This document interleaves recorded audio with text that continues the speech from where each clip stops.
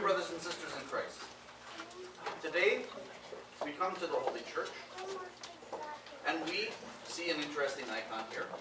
Lots of people who seem to be older, the older generation. And if we are very astute in our listening to the divine services and participating in them, we heard a very interesting couple of hymns during the Troparian and Kentuckian. Today we are celebrating, brothers and sisters, the Sunday of the Forefathers. So if you can remember, there are 2 Sundays before the Nativity which have a special commemoration. One of the Forefathers and one of the Fathers. Now, seminarians think that these 2 particular Sundays were put here so that seminary professors could have excellent, difficult questions to ask of their students. But really that's not true. Today we are celebrating all the righteous of the Old Testament who waited, who preached, who prepared for the coming of Christ. Next Sunday, with the reading of the genealogy of Christ, we are commemorating those who were related to him from the Old Testament. So you see there's a little difference here. There's some overlap, and it can be a little bit confusing. So today is all of those from the Old Testament who prepared for the coming of Christ, who believed in the Messiah, who, even when the whole world around them was going off and worshiping idols, was falling into idolatry, they themselves stayed true to the true God. You know, many years I'm serving here in this parish already, and everyone knows, I think, very well that I have a penchant to sort of run off at the mouth and to speak ad nauseam. And today I'm a little tired, so this particular temptation is even greater. So I'll ask you to pray for me, and we'll try to talk a little bit about this Sunday, and then we will move on. The gospel that is read is one that immediately does not, in our minds, correspond here. Why is this particular gospel read? This is the one where the Lord prepares a supper, he invites people, one has to go see a field, another one has to see an oxen, another one has a new wife, they can't come. The servants are ordered to bring, the beggars in off the streets, everyone, and still it's not full. And it's a very, I think, important gospel for us, but we often sort of just pass it by and we don't think about it. If we look at it carefully, brothers and sisters, this gospel is about idolatry. It's about idolatry. It's about putting things in front of God, right? So God prepares a supper for us, but we have something better to do. This supper, of course, is the great banquet of all Christians to partake of the body and blood of Christ. So he prepares this banquet for us, and we have something better to do. Like I have to go, there's a football game on, or I have this other thing that I have to do, or this or that. And we turn things into idols. We don't take out a statue of a golden calf and bow down before it. In this kind of idolatry, at least I hope very few people are participating in such crazy things, but we do create idols of the television, of our entertainments that we need to have, of all of our leisure that we need to have. We put things in front of God. And when we put something in front of God, then we're creating an idol. It's as simple as that. We don't have to look too deeply into it or think about it. Everybody has their own idols that they sort of go to. But you see here, these people, they didn't. The whole world around them was going into idolatry. The whole world around them was following some other path. The whole world around them was seeking some worldly something. All of these temptations, all of these opportunities to step away from the path that God has prepared for mankind, and they didn't. They didn't. And you see, brothers and sisters, maybe you can understand now, they aren't that different than us. They're a bit older by several thousand years, some of them, but they're not that different than us in that they had a struggle similar to ours. Except I think we can argue very persuasively, their struggle was harder because they were living in the hope of the Messiah. We are living in the time of the Messiah. Christ already came. They were waiting, trusting that God was sending his Son, that he would straighten out all of the insanity on the earth that was dancing around them. And already we have that. But somehow we don't put away our idols. Somehow we aren't able to say, you know what? I'm tired. You know what? I got a little sniffle. You know what? There's a really good football game on today. But you know what? I'm going to go to church.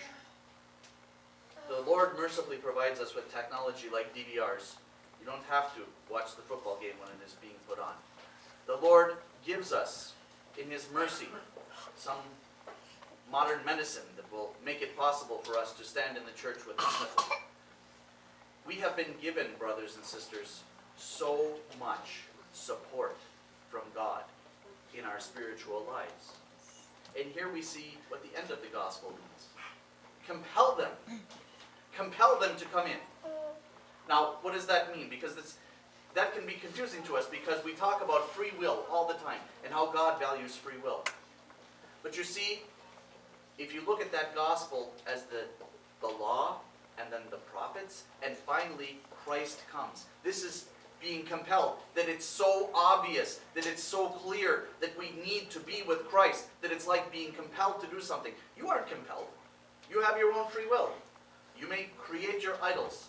You may ignore what you know you need to do. But God will still be there. God will still be loving us. God will still be true. Just as these righteous people that we commemorate today, from Abraham to the children in the furnace, to all of the righteous who awaited the coming of the Lord and had peace while the world around them was going insane, they were able to keep peace because they loved and trusted in God. So how do we do that, brothers and sisters? Because, yes, it's true, their struggle was great, not having the Messiah yet in the world, hoping in Him and His coming.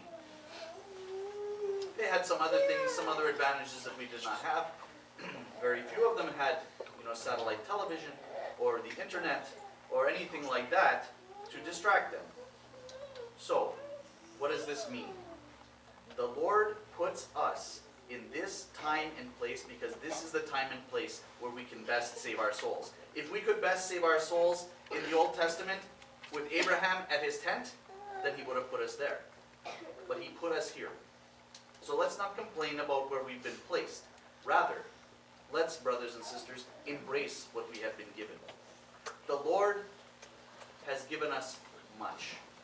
And as we begin sort of in earnest the preparation for the incarnation of Christ, as we prepare ourselves for His nativity in just several days, right? It's this Sunday, the next Sunday, then all of a sudden it's here. These Sundays are put here to help us to reflect and to think. So let's do that, brothers and sisters. Let's reflect. Let's think. Let's think about those people who were able to put away the idols of their time and follow Christ. And let's entreat their prayers before the throne of the Lord. These saints, these Old Testament saints, let us entreat their prayers before the throne of the Lord that we too will be able to put away our idols. That we too will be able to follow the true God. That we too will have hope in the coming Messiah, who for us has already been born, has been crucified, and has risen again. But each and every year, for our salvation, we celebrate His great and marvelous coming into the world. This Sunday is meant to help us prepare for that. Brothers and sisters, prepare. Perhaps we haven't really had an opportunity to do too much. Perhaps during this time, when everyone else is celebrating the Nativity, we are pulled away from our fasting. Perhaps all of those things happen, but that's all gone now. Now we have these, basically almost 2 weeks, when we can really prepare ourselves. The Holy Church is calling us to do that. Brothers and sisters, let us do that. So that we can emulate these righteous people which attain the heavenly kingdom. And may the Lord grant this to all of us. Amen.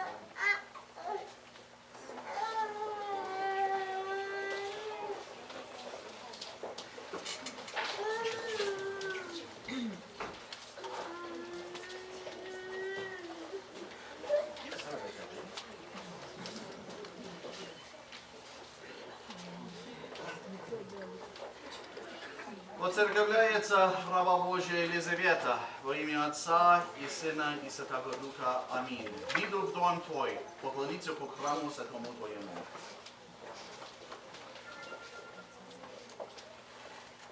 Воцерковляется раба Божия Елизавета во имя Отца и Сына и Святого Духа. Аминь. Посреди церкви воспоет Тя.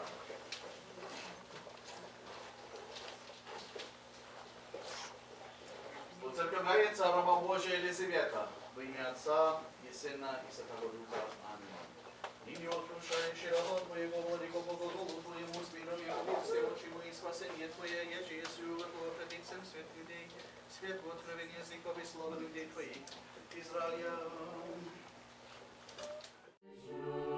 Pray for the salvation of your Russian land, and the God grant his orthodox people peace.